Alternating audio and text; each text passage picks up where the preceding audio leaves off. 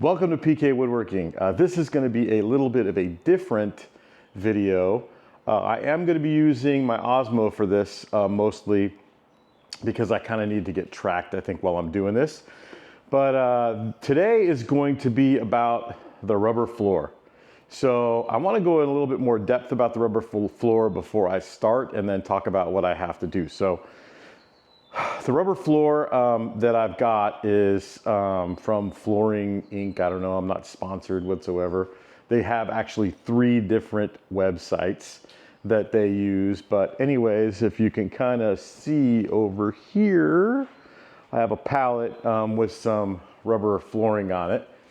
And I already had rubber floor before. When I did my last shop, I had put down this exact same rubber floor in my last shop. And when I did that, I noticed that my feet were more comfortable, my back hurt less. All those things were amazing. Plus, it was easy to clean up, at least I felt, swept up pretty simple. And it was super durable. And then if you drop a tool, nothing bad's gonna happen to the tool, which is kind of cool also. So there are some caveats here. You can't put, or I wouldn't put really heavy machines on the rubber. So I'm gonna try to avoid that. There are a couple of machines that I won't have a choice but to put on the rubber, which will be the ones that I move around a little bit. So I'm not gonna put the bandsaw on it. I'm not gonna put the edge sander on it. I'm not gonna put the belt sander on it. I'm not gonna put the joiner planer combo on it. I'm not gonna put the shaper on it. But most of the other stuff is gonna actually be on top of the rubber because I'm gonna move it around. I did get another machine last night. But anyways, whatever, it is what it is. So it's really hot today and it's gonna take a bit for me to get all this stuff out of here. I'm gonna strip away the center section. Those 2 rolls that I have are 4 feet wide and 52 feet long. At least that's what it's supposed to be.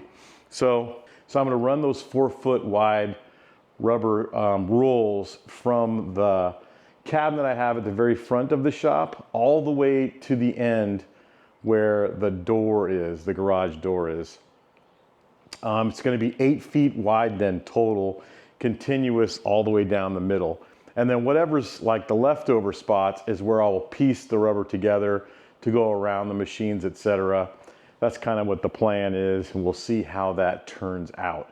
Again, I've got a lot of moving, so what I'm gonna do is I'm gonna stick this out in the sun and hopefully that works. If not, I'll move it to a different part of the shop. So we'll see. A couple of things to add about the rubber in general floor. So the shipping on this stuff is crazy. It's almost as much as the rubber itself costs. So important to wait for a sale. Sorry, flooring.com or whatever, but that's what I do. And if you wait long enough and you sign up long enough, you can find out that they'll have sales. I waited until there was a 30% off sale. I also found out that if you got creative with how you asked them to cut up the rolls, that sometimes it could be cheaper that way. If I had decided to do 4 25-foot rolls instead of 2 52-foot rolls, like the 4 25-foot rolls were more expensive by far than 2 52-foot rolls. I don't know if it has how to do something with how they produce it. I have no clue, but just something to think about when you're, if you're thinking about putting this on the floor of your shop. I was going to seal up all of my gaps in the floor with this sealer that I used on my last floor. But most of them are going to be covered up by the rubber. And so I don't know if it's going to make sense for me to cover them all up.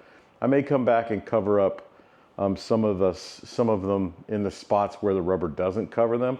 But it would be a lot of work to cover up all of these, only for them to be, or seal all of these, I should say, cuts in the concrete, when most of them are going to be covered by this rubber anyway, and they won't accumulate anything. So having said that, I'm going to put this camera somewhere else and start emptying out the shop.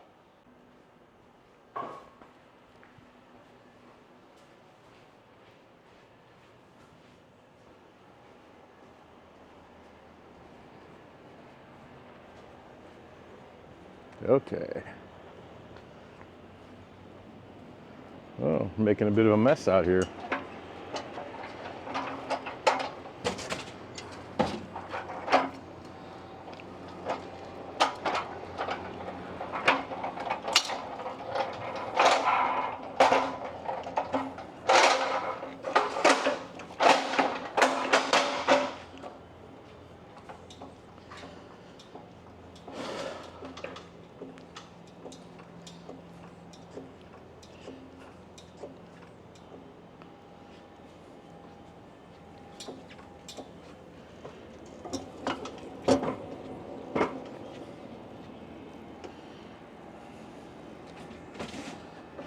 Okay, heaviest thing out.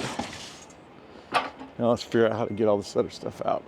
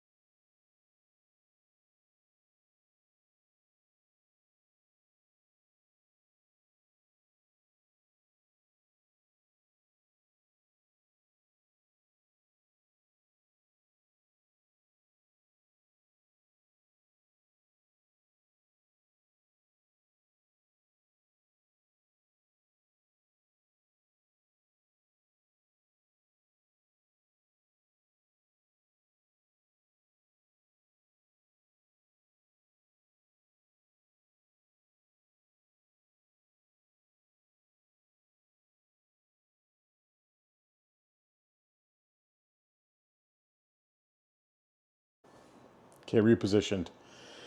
The little challenge I'm gonna have now is that I gotta drag all of this existing rubber out, make some room, so the camera may move a few times. So, you know, it is what it is.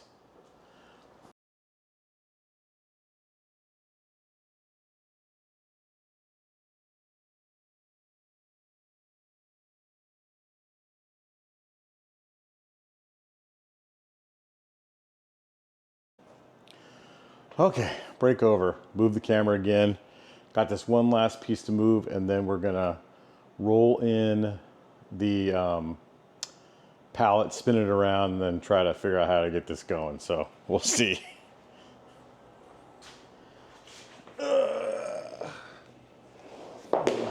Need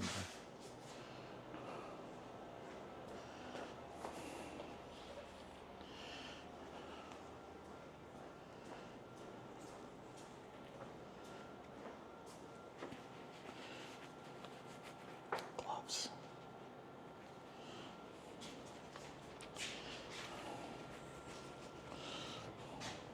This one I only think I need to move out of the way over here, so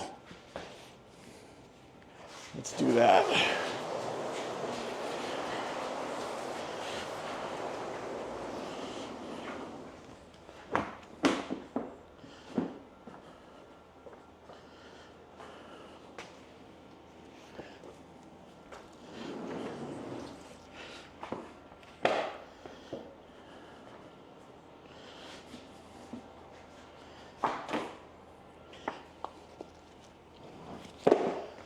Okay, so let's move it again. And then I'm gonna blow out the shop with this cool handy dandy blower.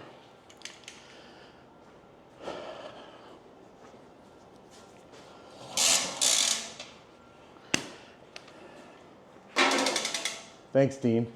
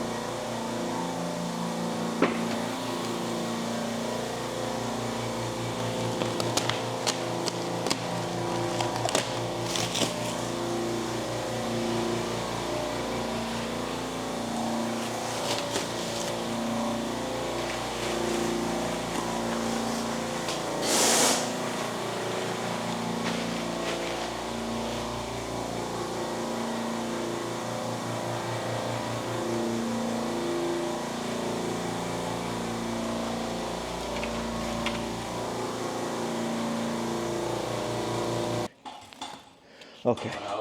Yeah, I don't know how I'm gonna get it over, but I need to get, no. That way. Yeah, that's what I'm saying. Spin it. You spin that way. No, just turn. Oh, turn? Just roll it. Gotta get it all the way over there anyway. Okay, now, wait. Now, I'm gonna go that way and you go that, no! You go that way. Oh, yeah. There you go, okay. Holy shit. Dude, each one of these is 500 pounds. I'm gonna throw my back Okay, out. stop. Okay. Nice to roll it all up. That's the whole point. Like this one, I just gotta get it really close to this. Yeah. Flip it out and then. Try and grab it and spin it? Yeah. Oh, yeah, right. No, it's more like grab it, move it back. Yeah, exactly. Are you up against the line over there? I'm like an inch off. You want to come on the line? Yeah. Okay. Toward you? Yeah. It's like a half inch, quarter Okay. inch off.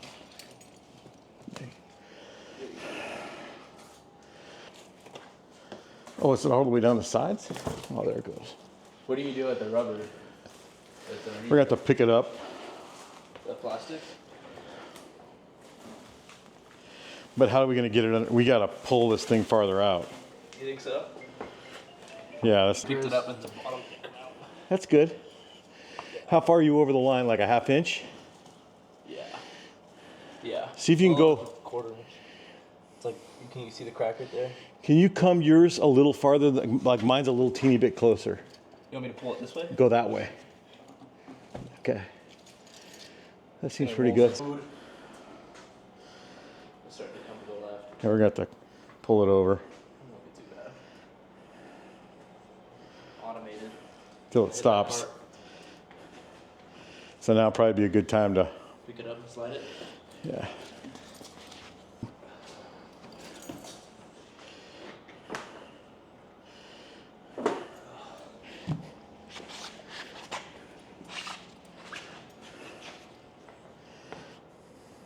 It's like a red carpet, but not. Will that slide in?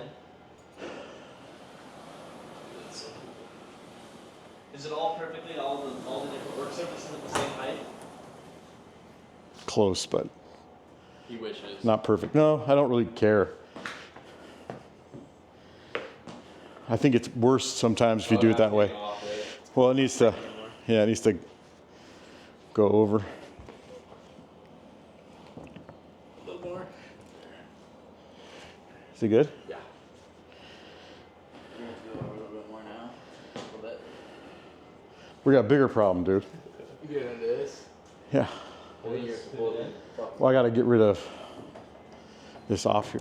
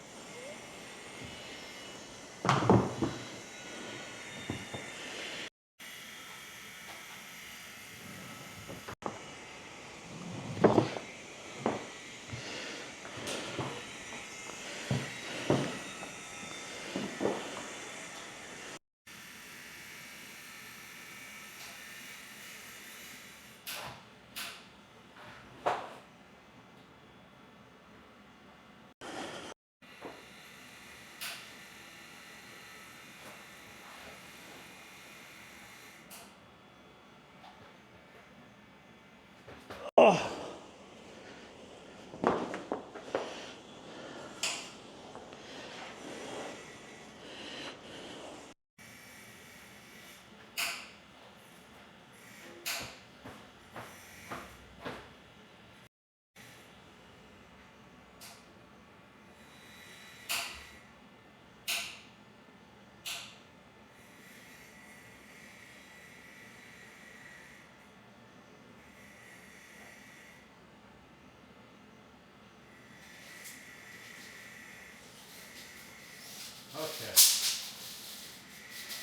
probably should move that.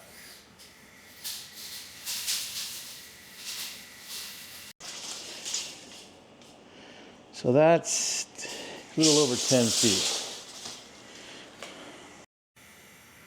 So let's move this.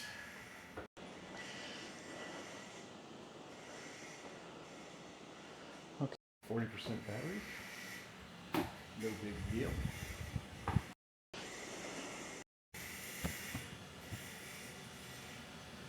Why am I disconnected?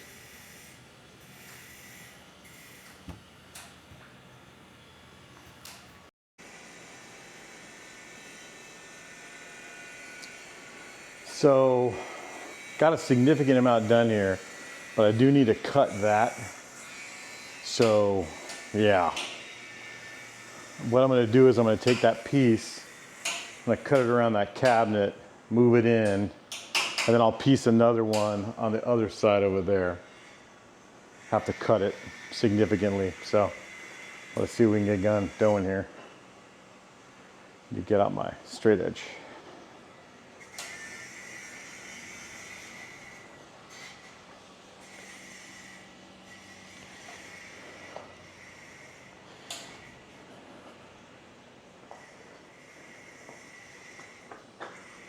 Straight edge.